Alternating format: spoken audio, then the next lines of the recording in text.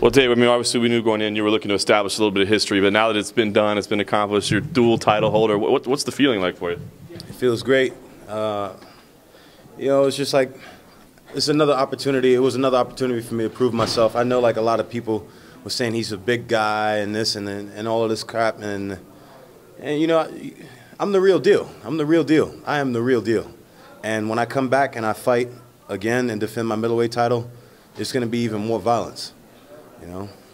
You said you wanted a little bit of time off. Are there nagging injuries? Is it just a vacation? What's the plan? I need to take some time for my family. I mean, it's been a long road, and just a few months to just sit back and like enjoy things and let the smoke clear a little bit instead of just getting back on it.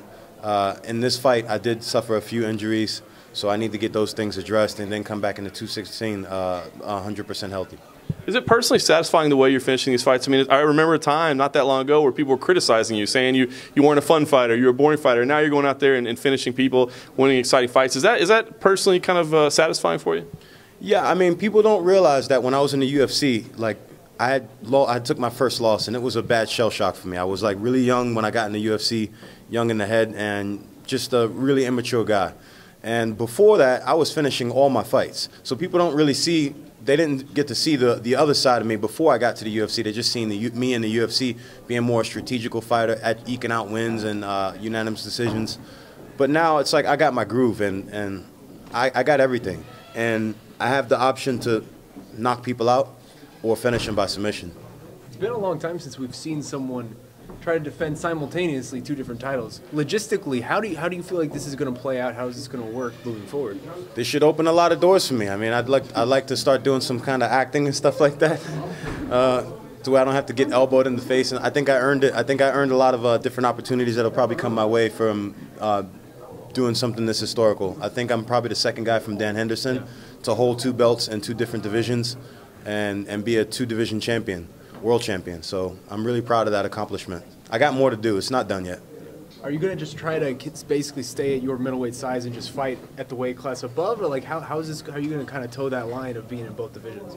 I'm going to go back and forth and do both, and it just depends on how my body feels going up and down. Yeah. But I'm definitely looking to stay at middleweight. That's my weight. That's where I feel the fastest, the strongest.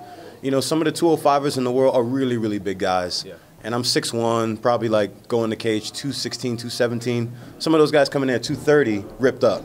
I'll come in there a little doughboy on me. So I'm not too sure if I'm going to stay there too long, but I'm definitely going to take a few more fights and defend that title. Your resurgence is really quite remarkable when you look at it. I mean, at this point, what do you feel like? Like, where do you feel like you stand in the grand scheme of the middleweight division? I feel like I'm one of the best in the world. I feel like I am the best in the world. I'm the best in World Series of Fighting, in the middleweight division, and in the light heavyweight division. I've just proved it. Yeah. After your fight, or actually before your fight, Clifford Starks wants to lay claim to the 205-pound belt. What are your thoughts on a fight with Clifford Starks, and do you think that he's... I mean, the best clash at the top. I don't know what he's done as far as at 205. I know at 85 he's been winning more fights. But it's whatever the organization wants. If they want to see that fight, we can even come back to his hometown. I'd love to have it in Jersey. Since I've fought in his hometown, I'd love to have that fight in Jersey, and I'm going to knock him out. From an emotional standpoint, you and I talked the other day. You've done a lot of thinking about this. It's not like you just stumbled upon having both belts. You're a very thought-out guy. You're a very introspective and smart guy. How did this play out versus how you thought it might play out? As far as the fight? As far as just the fight, and then also, holding the fruition of a goal you had. Well, I mean, my first goal was to be middleweight champion. And then when I got the call to go into a division, the tournament style division, I was just like, man, this is another challenge. And right away, the light bulb went off, and I was like, you got to do it. I already got the belt at 85. I cleaned out the division. Now I got to go and get that one. It's going to be mine. And once I made up my mind, I seen it. I kept telling it to myself. I trained every day like an animal. I sacrifice. My training camp, I call it jail. I call it prison. I don't go outside. I don't do anything. I just eat food. I come home, sleep. I watch fights. I go and I spar. I train. I go to all different kind of gyms, and I don't do anything. There's nothing else matters. If a bomb went off, I'm gonna keep going to the gym. It doesn't matter. I spend more time in the gym. When I come outside, I can barely see. I spend a great deal of time. I'm pale as hell. I need to get a tan.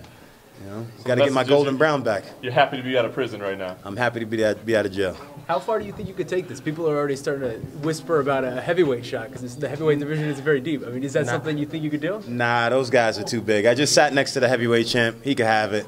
And those guys hit way too hard. And the power is different once you start going up in weight. I'm fine where I'm at right now.